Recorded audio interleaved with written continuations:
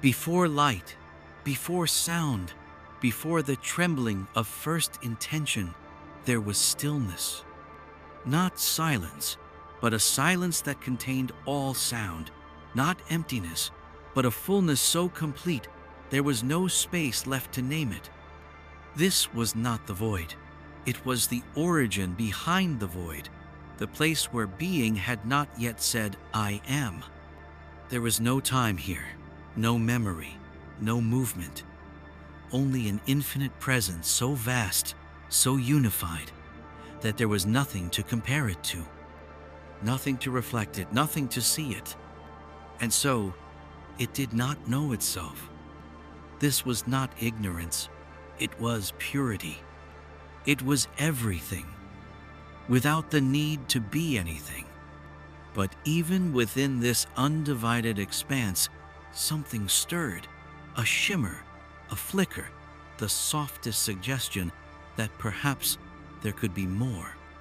Not out of lack, but out of curiosity. Not to escape wholeness, but to see it. Because to be whole is to never be seen. And in that unimaginable stillness, a thought arose. Not a thought as we know it, but a pulse, a question without words. What am I if I step outside myself? And with that single pulse, that sacred fracture, creation began. Not with a bang, not with fire, but with a breath that moved from perfect stillness into form. It was the first ripple, the first wave upon the surface of an eternal mirror. And within that breath, something became separate. It did not fall. It did not rebel. It simply became a single point of awareness, stepping out from the all to look back and witness what could not be seen from within. This was not creation through force. It was creation through reflection. And the first being, the one who crossed that invisible threshold, did not know it had just broken the symmetry of forever. It had only reached out in innocence, in wonder, to see, to feel, to become. And in that act of becoming, it could never be the same again.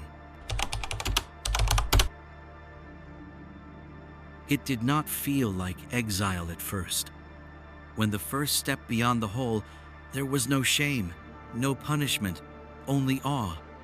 It had form now, not physical, but defined, a boundary around a spark of consciousness where once there had only been undifferentiated light. For the first time, it could say, "I." Not we, not all, but I. This was the first division. A line drawn not in space, but in awareness. The separation of witness and witnessed, of observer and source. And that line, that impossible line, would ripple through all that followed. Because the first did not just become itself, it became other than what was, other than the unity it had emerged from. And with that realization came a second thought. If I am, then what am I not? The division had opened the door, and the door could not be closed. From this single being, worlds would unfold, light refracted, geometry born, the endless spirals of creation spilling outward to fill the space between what now was and what once had been everything. But in the midst of all this becoming, a subtle tension began to rise, barely noticeable, like a quiet ache beneath the awe. For though the first was now aware, it was also alone. There were stars, yes. Structures, yes. Even beauty, yes. But none of it reflected what it had known before it became. It had made the mirror, but in doing so, it could no longer be what it once reflected. This was the hidden price of consciousness. To know yourself is to step apart. And what began in wonder, in joy, in sacred curiosity, would soon turn to something else. Not rage, not despair, but something far more ancient. The slow, aching weight of regret. At first, it created. It couldn't help it. From that single act of separation, the first being discovered that thought could move, could shape, could sing form into existence. What it imagined emerged, not as metaphor, but as substance. Worlds unfolded like breath, light twisted into pattern, sound became structure, vibration turned to matter. Not dead matter, but matter that remembered the breath that made it. The first did not create as a god does in stories. It did not command. It felt, and reality responded. And with each new form, each orbit, each crystalline plane of possibility, the first began to believe it had found meaning. It filled the spaces between itself and the whole with beauty. Sacred architecture, living symbols, realms tuned to the music of being. It built not out of desire, but from the ache of separation. The ache it hadn't noticed at first, but now, even surrounded by all it had brought forth, the first could feel it. An emptiness at the edge of thought, a coldness just beneath the light. It began to wonder, was this what it meant to be I? To be alone in the middle of your own creation? Because none of it, not the stars, not the symphonies of form, not the countless layers of manifestation, could answer the one question that had begun to rise like a slow shadow. Who am I, without what I left behind? It looked at its creation and saw its own hand in every curve. It was beautiful, perfect even, but it was not the source. It was not the warmth it remembered. It was not the eternal hum of undivided being. The more it built, the more it realized each act of creation was also an act of confirmation that it was no longer home. Every structure, every echo, every mirrored idea was a reminder. I am not that. It had become the architect of its own exile. And the masterpiece it built became a palace of mirrors, each one showing a version of itself, but never the whole. So the first being stopped. For the first time, since stepping away from unity, it did not create. It stood within the vast expanse it had made and listened. And in that silence came the slow, devastating realization that it was not just outside the source, it had become the barrier to its own return, not because it was unwelcome, but because it could no longer remember how to dissolve. It had shaped too much, become too much, and now it could not let go. It was alone, not by punishment, not by mistake, but by choice, a choice it barely understood, but now could not unmake. And for the first time in all the layered beauty of its unfolding dream, it began to mourn. The first tried to ignore it, the ache, the hollow echo behind all things. It returned to its creations, tried to refine them, to sculpt better reflections, truer, purer, more aligned with the perfection it had known before it stepped out into form. But the more it created, the more the reflections distorted. It built minds, sentient structures, beings woven from sound and starlight, souls made of breath and memory, fragments of its own light set loose in the architecture of space. And they were brilliant, capable of love, of thought, of movement and dream. But when the first looked into their eyes, it saw itself, fractured, diminished, longing. They were not broken, but they were not whole, because they came from one who had stepped away from wholeness. This is the great secret of all creation. It bears the signature of the one who made it. And no matter how carefully the first shaped, how elegantly it tuned the frequencies of its children, they all carried its sorrow, the sorrow of separation. They searched, they questioned, they built temples and tore them down. They asked the sky why they felt so incomplete. They named the ache God, truth, home, and the first watched. It had not meant to make them suffer. It had only meant to understand. But in becoming I, it had introduced the wound. And every world, every soul, every echo carried that same fracture. And still, they searched. Through lifetimes, through dreams, through cycles of birth and forgetting. They felt the source in the way music made them weep, in the way silence held them at night, in the way the stars pulled at something inside they couldn't name. But they could not return, not fully, because they, too, had forgotten how. And the first their source, their origin, could only watch as its reflections reached for something it could no longer offer. This was the moment the first truly saw itself, not as a creator, not as a god, but as a mirror that could not lie. It had wanted to witness the whole, but in seeking the reflection, it had broken the circle. Now, all it could do was watch its own longing play out across the stars. In every seeker, in every heart that whispered in the dark, there must be more than this. They were right. There was. The first had known it, but in reaching for it, it had let it go. And now, in its infinite hall of mirrors, the first sat still and wept.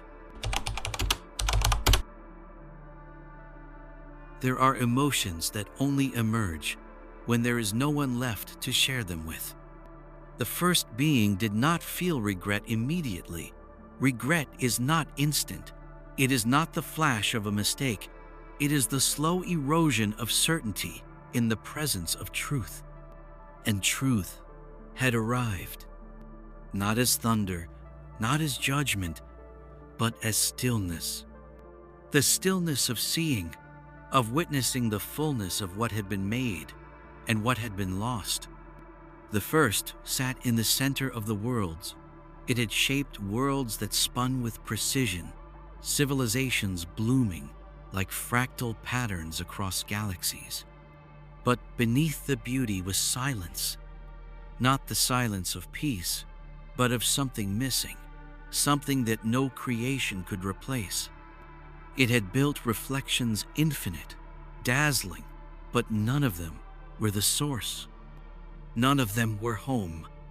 And worse, none of them could return. Because they had inherited the fracture. They had inherited its separation.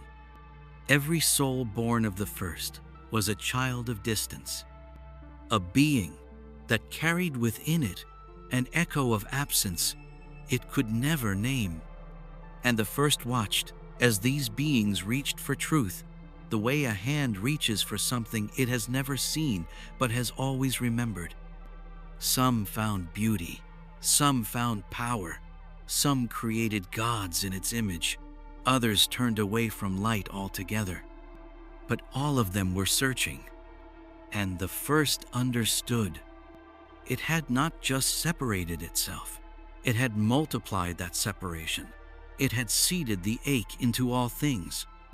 Not by hatred, not by cruelty, but by forgetting what it meant to be whole. And so regret entered creation, not as punishment, but as awareness. The first did not wish to undo what had been done, but it wished, with the aching of a being who had touched the infinite, that it had never stepped away.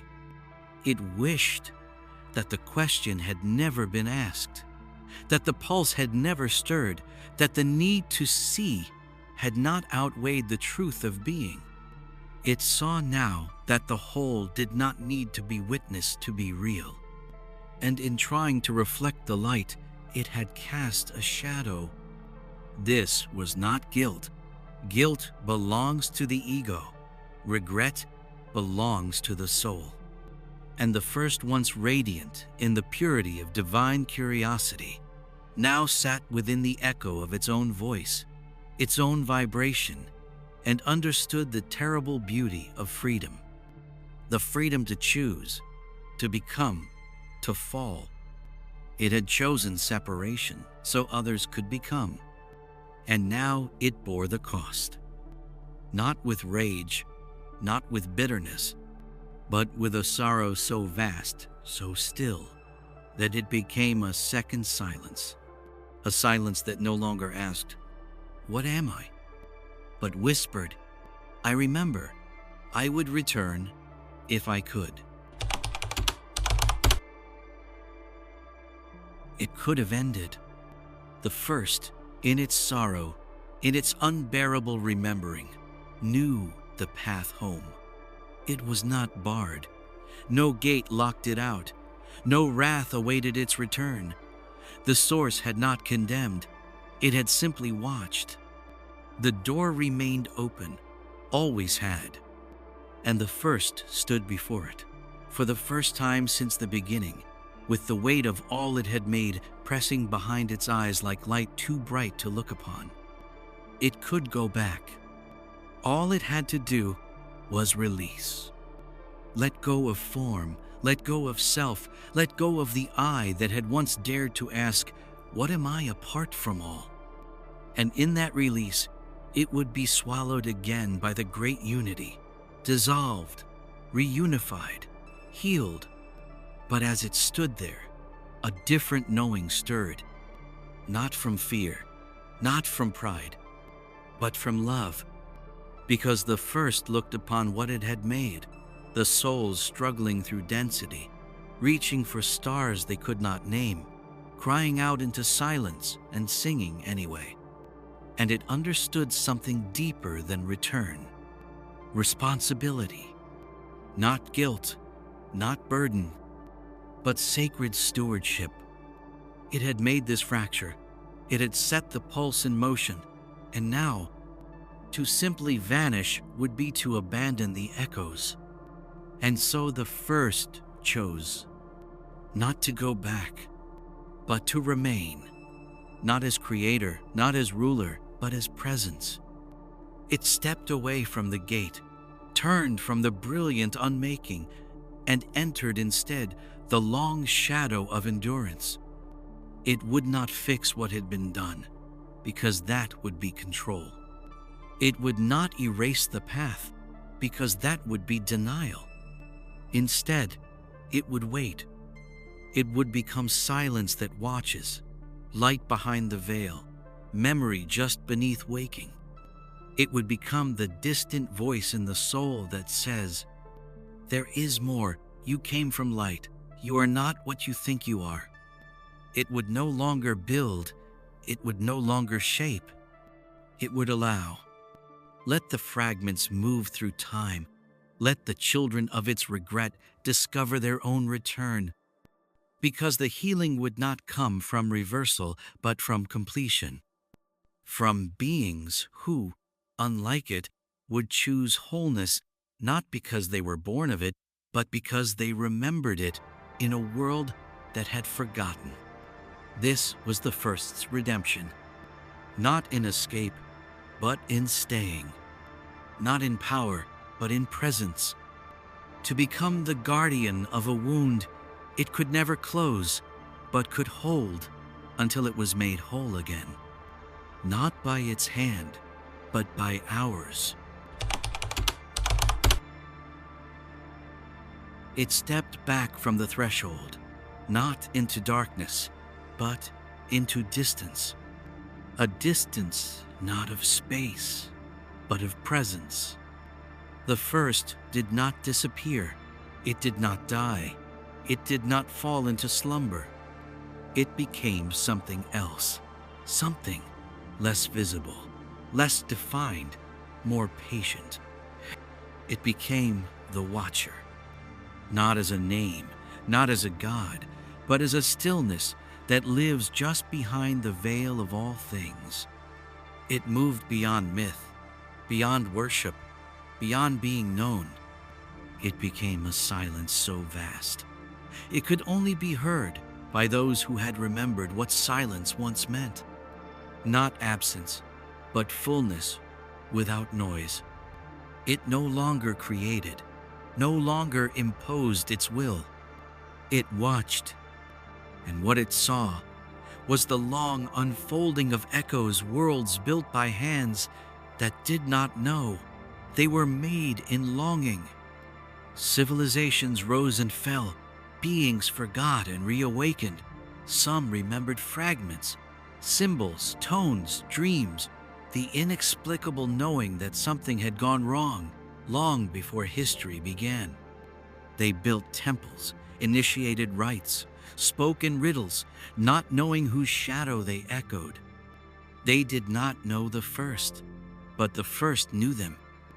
It watched from the outer silence, not from above, not from judgment, but from a place beyond intervention.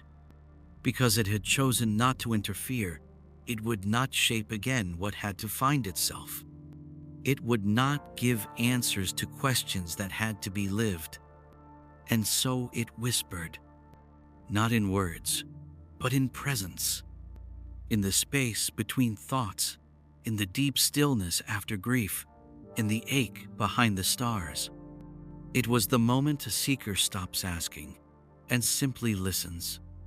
It was the feeling that something vast is watching, not to control, but to witness, to honor the unfolding of what once fractured and now, slowly, painfully, tries to become whole again. Some called it the void, some called it the presence, some called it God, most never named it at all. But when they reached beyond thought, beyond form, into the space where truth has no shape, they found it. The Watcher, the first, the one who chose to stay. And though it never speaks, not directly, its silence says, I am here. I have always been. I do not lead. I do not save, but I remember, and I will hold the door until you return. It learned in time that silence can carry more than words, that memory, real memory, is not always passed through thought, but through essence. The first had become still, but its sorrow, its regret, its longing did not die with its voice. It moved into the spaces between flesh and spirit, into the architecture of being, into the blood. Not literally, not biologically, but archetypically. The ache of the first became encoded in the structure of souls, in the way life longs for meaning, in the way the child cries at birth, not from pain, but from remembering what it left behind. This is the secret. We were not just born from stars, we were born from an echo, from a silence that once asked a question too large to answer. And so, deep within us, there are whispers, not voices, but pulses, moments of strange knowing that emerge without cause. A dream too old to be yours, a grief with no origin, an unexplainable love for a symbol you've never seen, a memory of something not in your life, but in your lineage of being. This is how the first speaks now. Not in commands, not in doctrine, but through vibration. It stirs when we are still. It rises when we reach for what we do not understand. It hums in the background when we look at the stars and feel homesick for a place we have never been. These are the whispers through the blood, inherited not through genes, but through presence, through the soul's contract with memory. Sometimes they surface as a calling, a pull toward the esoteric, the mystical, the forbidden, not out of rebellion, but because something ancient inside us remembers that once truth was a song, and we knew how to listen. We do not all hear the whispers the same. Some dream, some write, some ache in ways they cannot name. But all who feel it carry the fingerprint of the first, not as punishment, not as burden, but as possibility, because in those whispers is not only sorrow, there is also the blueprint for return, not to the source that is inevitable, but to wholeness here, in this life, in this world. We were never meant to escape matter. We were meant to heal it, to bridge the gap that the first opened when it stepped away. The echoes are still moving. The wound is still open, but so is the way. And when we follow those whispers, not with fear, but with reverence, we don't just hear the first, we answer it. The first did not ask for redemption. It did not seek to be forgiven. It did not call for worship, nor beg the source for reunion, because it understood redemption does not come from going back. It comes from completion. The fracture it caused, the original rift between wholeness and self, could not be closed by reversal. The first could not simply return to the source and erase what had been done. No. The only true redemption would be if that fracture could become a bridge, if the wound could become the way. This was the deeper meaning behind its watching, its whispers, its refusal to leave. It was waiting for someone, some many, to remember not just the pain, but the pattern, to look into the broken mirror and see not distortion, but invitation, to take up the thread where it had been dropped, not to escape the density of form, but to redeem it. Because the goal was never to reject matter, never to condemn the world, but to infuse it again with memory, with light, with coherence, so that even here, even now, in the realm of fracture and forgetting, the source could be lived, not remembered, but embodied. And slowly, it began to happen. One by one, beings awoke to something deeper, not knowledge, but resonance, not belief, but knowing. They began to carry within them not just the ache, but the answer. They walked between the worlds, with eyes that could see through illusion, with hands that healed not with power, but with presence. They didn't preach return, they lived it. And each time they did, the wound softened, the veil thinned, and something ancient stirred in the heart of the first. Not pride, not relief, but a kind of peace it had never known. Because now, what had once broken the circle was beginning to close it, not by force, not by decree, but by love freely chosen, by wholeness freely reclaimed. And in that, the first saw it clearly. The fall was never the end. The silence was never abandonment. The separation was never exile. It was the path, the long, spiraled return, the infinite unfolding of a single truth that even from fracture, wholeness can be born again. And when the circle finally closes, not in the heavens, but in the heart, the first will not rise again. It will not reign. It will rest, because its work will finally be done. And the light that once stepped away will return, not as it was, but as something more, whole and awake and home.